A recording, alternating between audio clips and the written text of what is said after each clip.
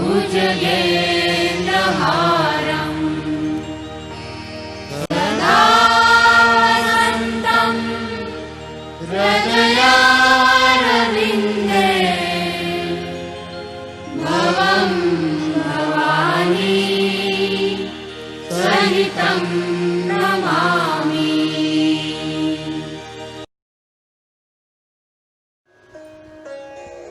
सम्मोहन वह कला है जिसके द्वारा मनुष्य उस अर्धचेतन अवस्था में लाया जा सकता है जो समाधि या स्वप्नावस्था से मिलती जुलती होती है, किंतु सम्मोहित अवस्था में मनुष्य की कुछ या सब इंद्रियों उसके वश में रहती हैं। वह बोल, चल और लिख सकता है, हिसाब लगा सकता है तथा जागृत अवस्था में उसके लिए जो कुछ संभव है वह सब कुछ कर सकता है, किंतु यह सब कार्य वह सम्मोहनकर्ता के सुझाव पर करता है। सम्मोहन विद्या भारतवर्ष की प्राचीनतम और सर्वश्रेष्ठ विद्या है। सम्मोहन विद्या को ही प्राचीन समय से प्राण विद्या या त्रिकाल विद्या के नाम से पुकारा जाता रहा है। कुछ लोग इसे मोहिनी और वशीकरण विद्या भी कहते हैं। अंग्रेजी में इसे हिप्नोटिज्म कहते हैं। हिप्नोटिज्म मेस्मेरिज्म का ही सुधरा रूप है। यूनानी भाषा हिप्नोस से बना है हिप्नोटिज्म, जिसका अर्थ होता है निद्रा। सम्मोहन शब्द हिप्नोटिज्म से कहीं ज्यादा व्यापक और सूक्ष्म है। पहले इस विद्या का इस्तेमाल भारतीय साधु संत सिद्धियां और मोक्ष प्राप्त करने के लिए करते थे। जब यह विद्या गलत लोगों के हाथ लगी तो उन्होंने इसके माध्यम से काला जादू और लोगों को वश में करने का रास्ता अपनाया। मध्यकाल में इस विद्या का भयानक रूप देखने को मिला। फिर यह विद्या खो सी गई थी। भारत में अति प्राचीन काल से सम्मोहन तथा इसी प्रकार की अन्य रहस्यमय, अद्भुत, प्रभावोत्पादक गुप्त क्रियाएं प्रचलित हैं। अन्य पूर्वी देशों में भी यह अज्ञात नहीं रही है। यह निश्चय है कि यदि सबने नहीं तो इनमें से अधिकांश ने इन क्रियाओं का ज्ञान भारत से ही प्राप्त किया। जैसे तिब्बत ने नटों, साधुओं तथा योगियों में इन क्रियाओं के जानने वाले पाए जाते हैं। इन विशिष्ट मंडलों के लोगों को छोड़कर अन्य मनुष्यों में इसका ज्ञान बहुत थोड़ा या कुछ भी नहीं रहता। आधुनिक युग में भारत की सम्मोहन विद्या पर पश्चिमी जगत ने 18वीं शताब्दी में ध्यान दिया। भारत की इस रहस्यमय विद्या को अर्थ विज्ञान के रूप में प्रतिष्ठित कराने का श्रेय सर्वप्रथम ऑस्ट्रियावासी फ्रांस मेस्मर को जाता है। बाद में 19वीं शताब्दी में डॉक्टर जेम्स ब्रेड ने मेस्मर के प्रयोगों में सुधार किया और इसे एक नया नाम दिया, हिप्नोटिज्म।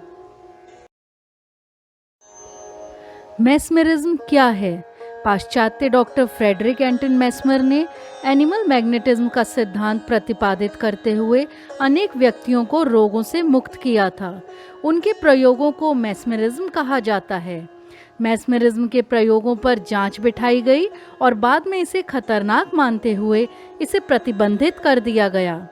1841 में मेस्मेरिज्म के प्रयोगों में सुधार करने और उसमें निहित वैज्ञानिक तथ्यों को उद्घाटित करने और उसे हिप्नोटिज्म के रूप में परिवर्तित करने का श्रेय डॉक्टर जेम्स ब्रेड को जाता है। चेतन मन और अचेतन मन, हमारे मन की मुख्यतः 2 अवस्थाएं होती हैं। चेतन मन, इसे जागृत मन भी मान सकते हैं। चेतन मन में रहकर ही हम दैनिक कार्यों को निपटाते हैं, अर्थात खुली आंखों से हम कार्य करते हैं। विज्ञान के अनुसार मस्तिष्क का यह वह भाग है जिसमें होने वाली क्रियाओं की जानकारी हमें होती है। यह वस्तुनिष्ठ एवं तर्क पर आधारित होता है। अवचेतन मन, जो मन सपने देख रहा है वह अवचेतन मन है। इसे अर्धचेतन मन भी कहते हैं। गहरी सुसुप्ति अवस्था में भी यह मन जागृत रहता है। विज्ञान के अनुसार जागृत मस्तिष्क के परे मस्तिष्क का हिस्सा अवचेतन मन होता है। हमें इसकी जानकारी नहीं होती। सम्मोहन के दौरान अवचेतन मन को जागृत किया जाता है। ऐसी अवस्था में व्यक्ति की शक्ति बढ़ जाती है, लेकिन उसका हमें आभास नहीं होता, क्योंकि उस वक्त वह सम्मोहनकर्ता के निर्देशों का ही पालन कर रहा होता है। हमारा अवचेतन मन चेतन मन की अपेक्षा अधिक याद रखता है एवं सुझावों को ग्रहण करता है। आदिम आत्मचेतन मन ना तो विचार करता है और ना ही निर्णय लेता है। उक्त मन का संबंध हमारे सूक्ष्म शरीर से होता है। यह मन हमें आने वाले खतरे या उक्त खतरों से बचने के तरीके बताता है। इसे आप छठी इंद्री भी कह सकते हैं। यह मन लगातार हमारी रक्षा करता है। यह मन हमें होने वाली बीमारी की 6 माह पूर्व ही सूचना दे देता है, और यदि हम बीमार हैं तो हमें स्वस्थ रखने का प्रयास भी करता है। बौद्धिकता और अहंकार के चलते हम उक्त मन की सुनी अनसुनी कर देते हैं। उक्त मन को साधना ही सम्मोहन है। सम्मोहन के कई प्रकार हैं, लेकिन मुख्यतः 5 प्रकार माने गए हैं। आत्म सम्मोहन, पर सम्मोहन, समूह सम्मोहन, प्राणी सम्मोहन और परामनोविज्ञान सम्मोहन। आत्म सम्मोहन वास्तव में सभी प्रकार के सम्मोहनों का मूल आत्म सम्मोहन ही है। इसमें व्यक्ति खुद को सुझाव या निर्देश देकर तन और मन में मनोवांछित प्रभाव डालता है। पर सम्मोहन का अर्थ है दूसरे को सम्मोहित करना। इसमें सम्मोहनकर्ता दूसरे व्यक्ति को सम्मोहित कर उसके मनोविकारों को दूर कर उसके व्यक्तित्व विकास के लिए आवश्यक निर्देश दे सकता है, या उसके माध्यम से लोगों को चमत्कार भी दिखा सकता है। समूह सम्मोहन, किसी भीड़ या समूह को सम्मोहित करना ही समूह सम्मोहन है। माना जाता है कि यह सम्मोहन करना आसान है, क्योंकि व्यक्ति एक दूसरे का अनुसरण करने में माहिर है। इसमें सम्मोहनकर्ता पूरी सभा या किसी निश्चित समूह को एक साथ सम्मोहित करने की क्षमता रखता है। प्राणी सम्मोहन, पशु और पक्षियों को सम्मोहित करना ही प्राणी सम्मोहन कहलाता है। अक्सर सर्कस में रिंग मास्टर प्राणी सम्मोहन करते हैं। इसके लिए वे तीव्र विद्युत प्रकाश, बहुत शोर शराबा, मनुष्यों की भीड़, चोट पहुंचाकर, मृत्यु होने आदि के भयों की कृत्रिम रचना करके किसी भी प्राणी या पशु पक्षी की आंखों में आंखें डालकर देखते हैं तो वह सम्मोहित हो जाता है। हालांकि यह थोड़ा मुश्किल जरूर है। परामनोविज्ञान सम्मोहन, परामनोविज्ञान का विषय बहुत ही विस्तृत है, लेकिन इसकी शुरुआत सम्मोहन से ही होती है। इसके अंतर्गत किसी दूर बैठे व्यक्ति या समूह को सम्मोहित करना, अपने पूर्व जन्म के बारे में जानकारी पाना, सम्मोहित अवस्था में किसी की खोई हुई वस्तु का पता लगाना, आत्माओं से संपर्क करना, भूत, भविष्य और वर्तमान में घटने वाली घटनाओं को जान लेना आदि कार्य शामिल हैं।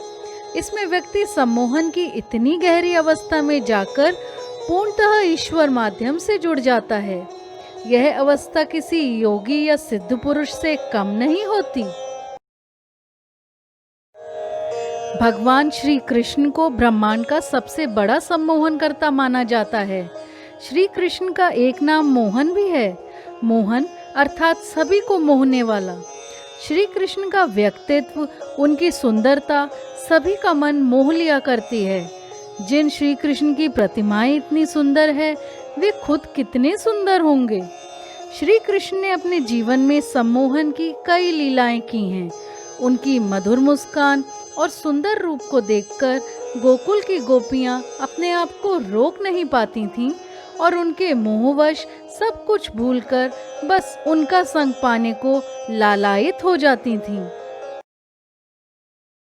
श्री कृष्ण ने माता यशोदा को अपने मुंह में पूरा ब्रह्मांड दिखाकर उस पल को उनकी याददाश्त से भुला दिया।